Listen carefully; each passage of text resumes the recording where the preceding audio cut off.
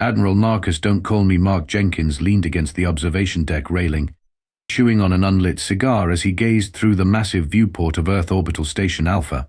His dress uniform, worn under protest and threatening to split at the seams, gleamed with medals that he'd earned by doing exactly what the Federation now worried about: shooting first and filling out paperwork later. "Sir, they're docking now," Lieutenant Rodriguez announced. Her uniform so meticulously pressed it could probably stand at attention without her in it.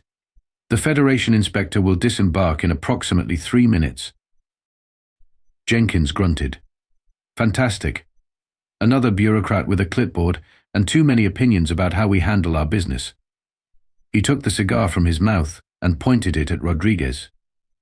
"You know what the difference is between the Federation and US humans?" "I believe you've mentioned it 47 times this week, sir. And I'll make it 48. We understand that the universe doesn't give a damn about safety regulations. The Void wants you dead. Lieutenant, might as well shoot back." Rodriguez maintained her perfect posture. "The Federation has maintained peace across 12 galaxies for over 8,000 years, sir. And we humans managed to go from horse-drawn carriages to interstellar travel in less than 5 centuries. Sometimes efficiency beats protocol." Jenkins jammed the cigar back between his teeth. "What's this inspector's name again?" "Senior Compliance Officer Krell of the Toxari Hegemony." "Toxari?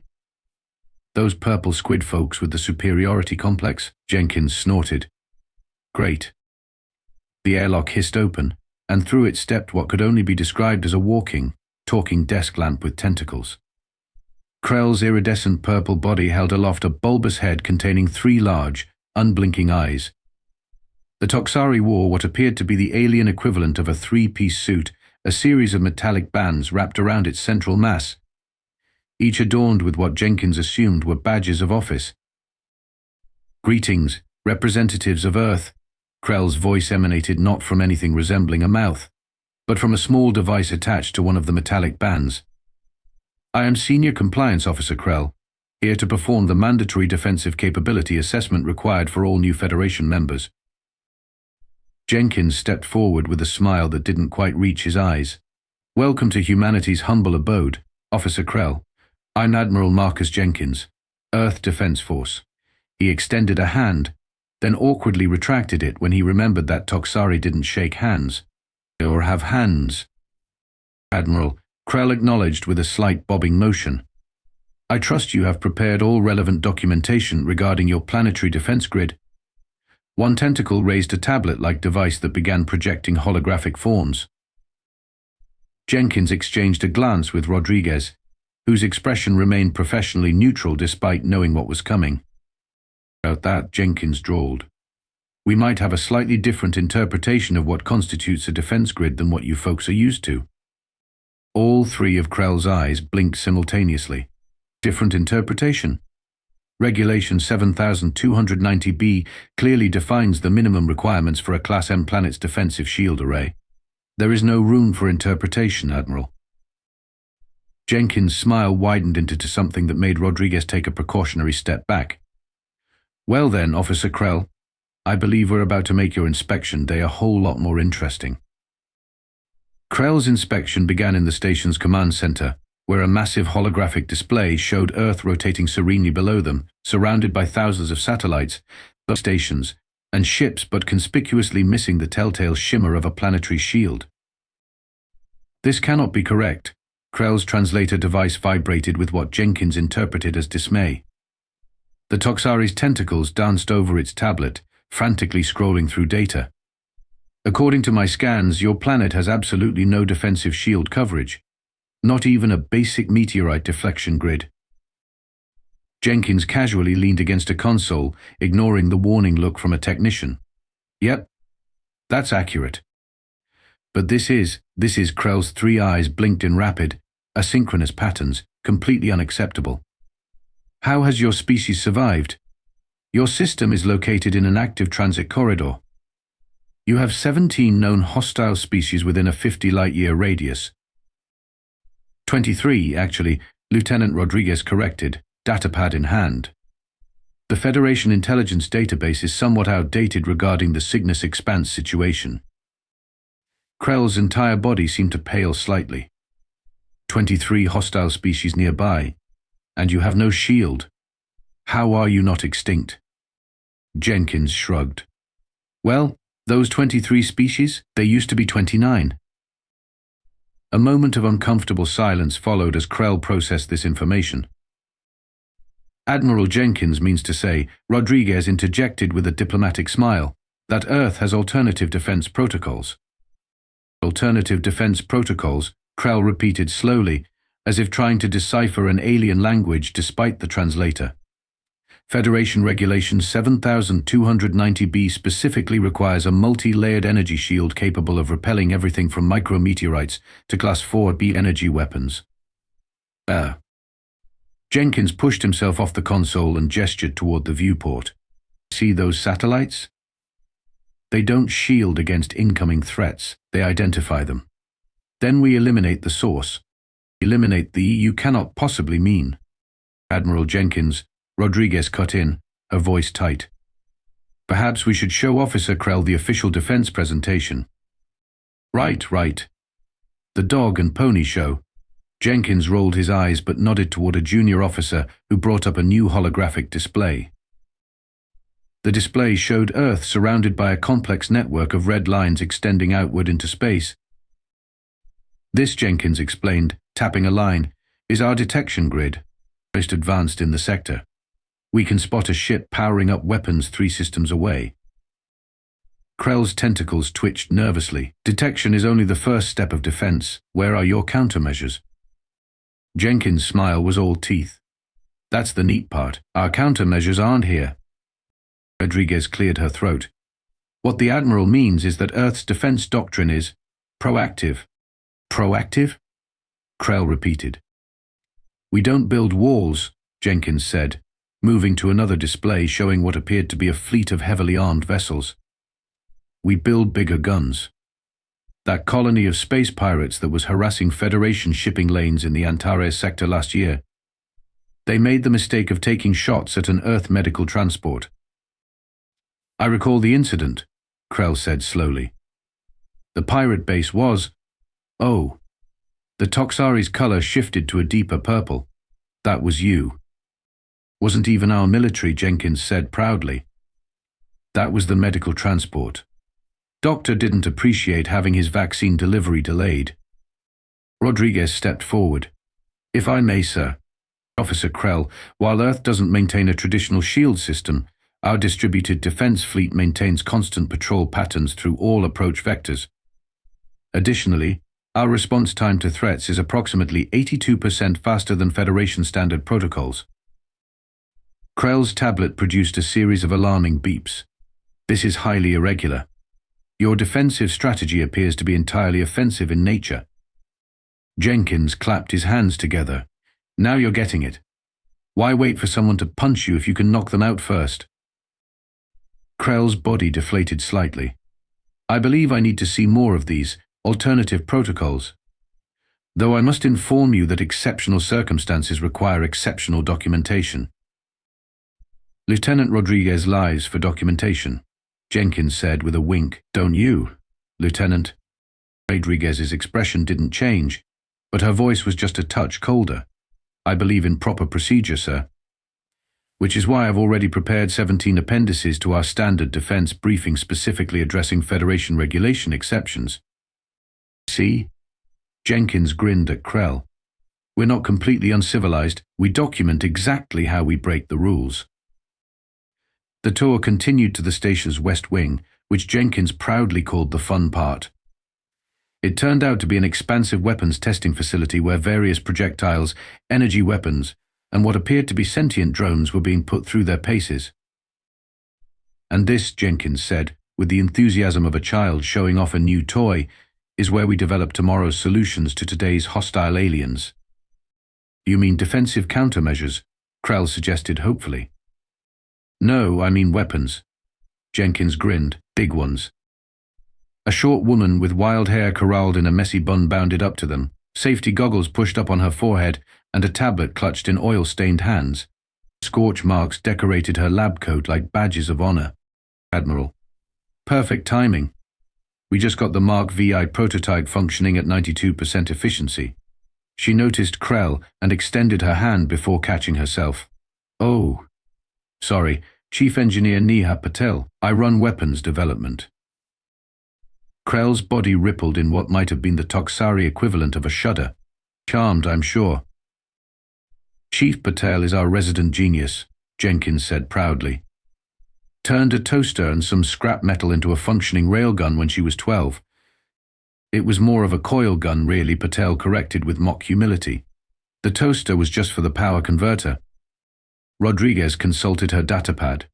Chief Patel has been responsible for 37 major weapons innovations in the past 3 years, most of which have been classified as potential galactic treaty violations. Until we can get those treaties amended, Jenkins added cheerfully. Krell's color had faded to a pale lavender. Amended? The Galactic Non-Proliferation Treaty has stood for 6 millennia. And yet it doesn't account for quantum displacement warheads, Patel said, tapping something on her tablet that made a distant target chamber explode. Oops. Timing's still off. Krell's tentacles wrapped protectively around its body.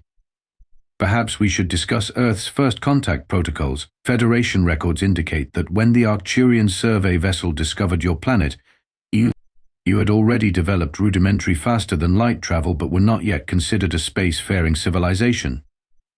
Jenkins' face took on a nostalgic expression. Ah, the Arcturians.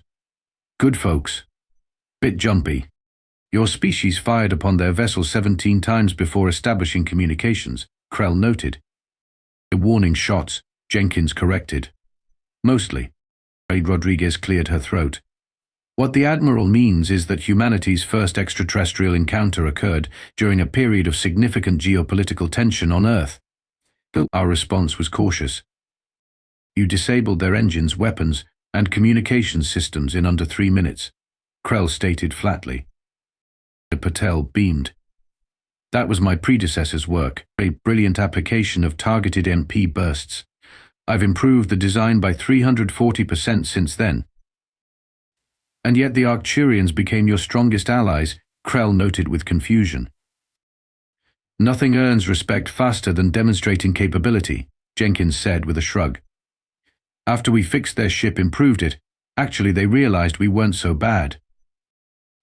The Arcturians appreciated our technical ingenuity, Rodriguez clarified, and recognized that our defensive posture was not inherently aggressive, merely thorough.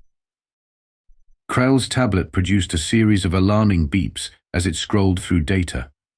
Your species has been involved in 43 interstellar incidents in just 7 years of Federation membership. Yet every evaluation concludes with the same phrase, humans were technically justified. We follow rules, Jenkins said, placing a fatherly arm around Patel as she excitedly showed him schematics for something alarmingly destructive. We just interpret them creatively. For example, Patel chimed in, Federation Regulation 7290B doesn't technically forbid offensive measures as a form of defense. It merely requires adequate protection against all foreseeable threats. We just believe the most adequate protection is ensuring threats don't reach firing range. Krell's translator emitted what sounded suspiciously like a sigh. I begin to understand why 3 previous inspectors requested reassignment after visiting Earth. The station's alarm system blared to life just as Patel was enthusiastically explaining the finer points of antimatter warhead stabilization. Red lighting bathed the corridor as personnel sprinted to their stations with practiced efficiency. What's happening? Krell's translator struggled to be heard over the klaxons, its tentacles whipping about nervously. Jenkins' demeanor transformed instantly from jovial tour guide to commanding officer. Proximity alert. Lieutenant? Rodriguez was already consulting her datapad, face illuminated by its glow. 3 unidentified vessels approaching from the Kuiper Belt, sir. No recognition codes, no response to hails. Pirates? Jenkins asked, already moving toward the command center. Profile matches Draxian Corsairs, Rodriguez confirmed, known for hit-and-run attacks on developing worlds. Krell hurried to keep pace, its locomotion system working overtime. This is perfect. Now I can observe your defensive protocols in action. Federation standard response mandates raising shields, issuing formal warnings on all frequencies, and contacting the nearest Federation patrol. Jenkins barked a laugh as they entered the bustling command center. We have a different approach. On the main view screen, 3 sleek, predatory ships were decelerating at the edge of the solar system. The officers called out status reports as Jenkins took his position at the command station. Sir, they've locked weapons on the Neptune outpost, one officer reported. Time to intercept by our nearest patrol? Jenkins asked. 22 minutes, Admiral. Jenkins nodded, then noticed Krell frantically tapping on its tablet. Officer Krell, I recommend you pay attention. This is going to be educational. I'm logging a formal observation, Krell replied. Become a chaser, Federation protocol clearly states. Lieutenant Rodriguez, please explain to our guest why we're not raising shields that don't exist. Rodriguez straightened. Officer Krell, Earth defense doctrine operates on 3 principles: detection, preemption, and overwhelming response. We've already detected the threat. Now observe phases 2 and 3. Jenkins leaned forward. Activate solar grid. Around them, holographic representations of Earth's outer system defenses lit up like a constellation. Hundreds of small, previously dormant satellites blinked to life. What are those? Krell asked, tentacles twitching. Micro-platforms, Patel explained with undisguised glee. Thousands of them scattered throughout the system. Individually, they're almost undetectable. Together, she gestured to the display where the satellites were now clearly targeting the approaching ships. But they haven't actually attacked yet. Krell protested. Federation law requires confirmed hostile action before. They locked weapons on our outpost, Jenkins interrupted. That's hostile intent. Lieutenant, remind me of Earth Defense Directive 4. Rodriguez recited without hesitation, defensive action may be taken upon confirmed hostile intent, rather than awaiting hostile action. We find it's easier to survive that way, Jenkins added dryly. He fired a warning shot. On the view screen, a pinpoint of light emerged from somewhere near Jupiter's orbit. It streaked across space and detonated precisely between the 3 approaching vessels, the explosion briefly outshining the distant sun. That was a warning. Krell's translator somehow conveyed incredulity. Kinetic impactor, Patel explained. Just a tiny one, about equivalent to a small nuclear device. The unidentified ships immediately altered course, attempting to scatter. They're powering weapons, an officer reported. Jenkins nodded, as if he'd expected nothing less.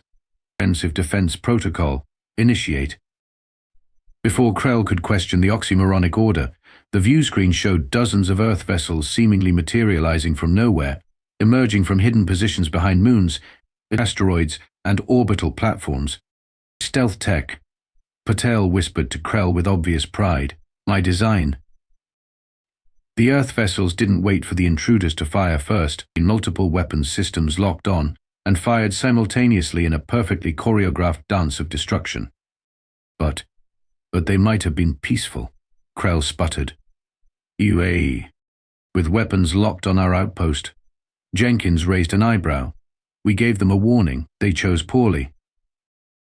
Krell watched in stunned silence as the Earth fleet systematically disabled the intruding vessels, targeting engines and weapons systems with surgical precision. No casualties, Rodriguez reported. All 3 vessels disabled and ready for boarding. Jenkins nodded with satisfaction. See, Officer Krell? We're not barbarians. We didn't destroy them, he smiled. We'll just explain to them very clearly why threatening Earth is a bad idea, confiscate their ships as compensation for the interruption to our day, and send them home in escape pods. Is that legal under Federation law? Krell asked weakly. According to Federation Salvage Regulation 42B, Rodriguez supplied promptly, disabled vessels in Federation space may be claimed by the disabling party if the vessels were engaged in illegal activities. We call it offensive defense, Jenkins concluded with a smug smile. Gets results every time. The aftermath of Earth's response proved even more illuminating than the initial engagement. Jenkins insisted that Krell observe the processing of the intruders, which involved a shuttle ride to a nearby military vessel where the captured Draxian corsairs were being held. "We have other observers present," Rodriguez explained as they approached the docking bay. "Standard procedure for first contact combat situations." "Other observers?" Krell's tentacles curled questioningly. "Federation allies who requested to observe our defense protocols," Jenkins said with a smirk. "And been quite popular since that business with the Krellvorian Empire last year." The Krellvorians. Krell's color deepened to a shocked purple. The militaristic regime that's been expanding unchecked for centuries. What business? "They don't expand anymore," Patel said matter-of-factly, checking something on her tablet. "Not since they tried to annex one of our colony worlds." The shuttle docked with a gentle thud, and the doors opened to reveal a large observation room overlooking a holding area. 3 other alien species, a crystalline Vordax, a furry Tellurian, and a gaseous mist entity contained in an environmental suit, turned to acknowledge the newcomers. "Ah, the inspection team arrives," the Vordax chimed, its facets glittering under the lights. "We were just discussing the efficiency of your response. Most impressive." 43 seconds from first weapons lock to complete neutralization. The Tellurian added, furry ears twitching with excitement. "Our military analysts will be studying this for decades." The mist entity swirled enthusiastically within its containment suit. "We particularly appreciated the restraint shown. At no loss of life, yet total tactical dominance." Krell looked between the aliens in confusion. "Your admirers?" "Students," the Vordax corrected. "The Vordax Collective has signed a defense partnership with Earth after witnessing similar demonstrations." And below in the holding area, the captured Draxian pirates, reptilian humanoids with crimson scales, sat sullenly as human security personnel inventoried their possessions and scanned their technology. "You see, Officer Krell," Jenkins said, gesturing toward the scene. "This is the true demonstration of our defensive philosophy. Those pirates expected to find an easy target. Instead, they're going home with a message." "What message?" Krell asked. "That Earth doesn't need shields because we have something better, a reputation." Jenkins nodded to Rodriguez, who brought up a galactic display on a nearby screen. "Notice these red zones?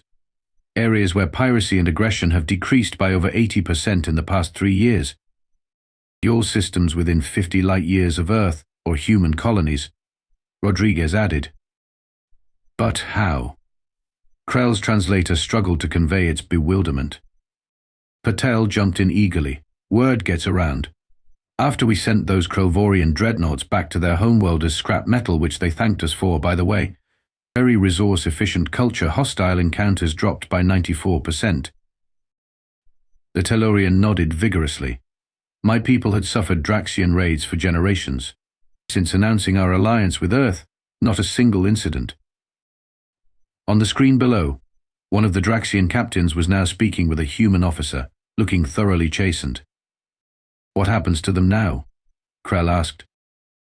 "They'll be released with minimum supplies to reach the nearest Federation outpost," Rodriguez explained.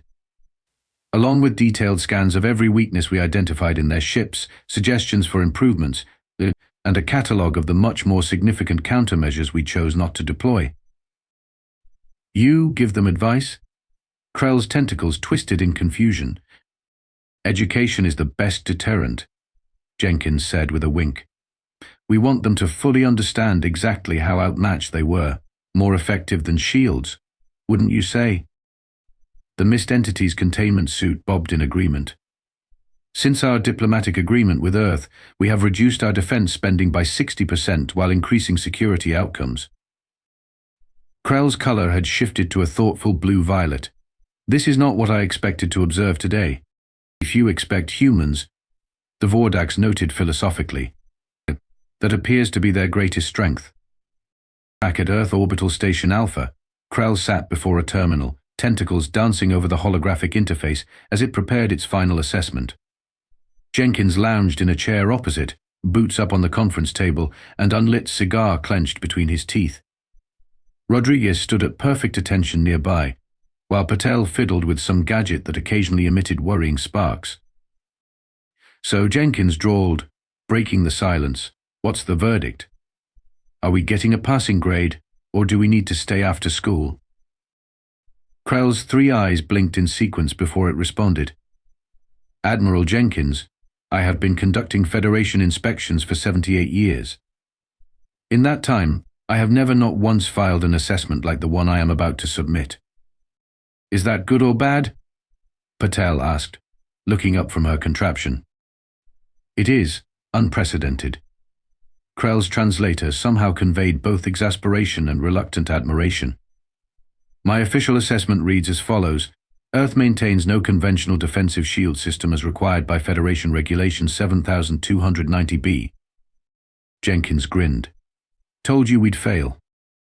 However, Krell continued, "Per Assessment Addendum Protocol 12, I am invoking the Functional Equivalence Clause. Earth has demonstrated that its security is maintained through alternative means that exceed standard requirements in effectiveness, if not in methodology." Rodriguez allowed herself the smallest of smiles, functional equivalence. "I added that clause to our submission documentation." "Of course you did," Jenkins said with a proud nod. Additionally, Krell added, its color shifting to a formal indigo, "I am recommending that the Federation Defense Council establish a study group to evaluate the potential application of, what did you call it? Defensive defense principles to vulnerable Federation worlds." Patel practically bounced in her seat. "Does that mean I get to build stuff for other planets?" "Under strict supervision," Krell clarified hurriedly. "Very strict supervision." Jenkins removed the cigar from his mouth and pointed it at Krell. "So we passed." "Technically. Though I am including 17 pages of recommendations regarding diplomatic protocol and proportional response. We'll file those appropriately," Jenkins promised with a wink to Rodriguez, who didn't react beyond a slight tightening of her already perfect posture. Krell's tentacles performed what might have been the Toxari equivalent of throwing up hands in surrender. "There is one thing I still do not understand, Admiral. Your species joined the galactic community mere decades ago. You encountered advanced civilizations that had been peaceful for millennia. Yet instead of adapting to their ways, you insisted on maintaining your aggressive posture. Why?" Jenkins leaned forward, suddenly serious. "Because we learned something important back when we were still trapped on one planet fighting each other, Officer Krell. Peace isn't the natural state of the universe. Peace is what happens when someone is willing to stand at the border between civilization and chaos and say not today." "Rather poetic for a man who threatened to shoot a vending machine yesterday," Rodriguez murmured. "The Federation built walls," Jenkins continued, ignoring her. "We build watchtowers. Different approaches to the same goal." Krell contemplated this as it finalized its report. "Perhaps there is wisdom in diversity of approach. The Federation has maintained peace through regulation for thousands of years, but, Jenkins prompted. "But the number of isolated incidents at the borders has been increasing for centuries." Krell's color rippled thoughtfully. "Perhaps some problems cannot be solved with a shield. In the words of Earth's ancient military philosopher Heinlein," Jenkins said sagely, "the best defense is not to be there when the attack comes." "I thought the quote was the best defense is a good offense," Patel interjected. Jenkins shrugged. "Same difference. Point is, the galaxy's a dangerous place. Sometimes you need to show the danger that you're more dangerous." Krell finalized its report with a decisive gesture. "Inspection complete. May the stars help us all if your methods spread." "Too late," Jenkins grinned, pointing out the viewport where ships from a dozen worlds were now docked at Earth Station. "They already have. Welcome to the new Federation, Officer Krell, same as the old one, just with a bit more bite. And substantially better guns," Patel added cheerfully. Rodriguez's datapad pinged. She checked it and turned to Jenkins with the faintest hint of a smile. "Sir, the Federation Council has just approved our proposal to lead the Joint Defense Initiative for the Orion Spur. Well, how about that? Jenkins put his cigar back between his teeth. Turns out the best defense really is a good human.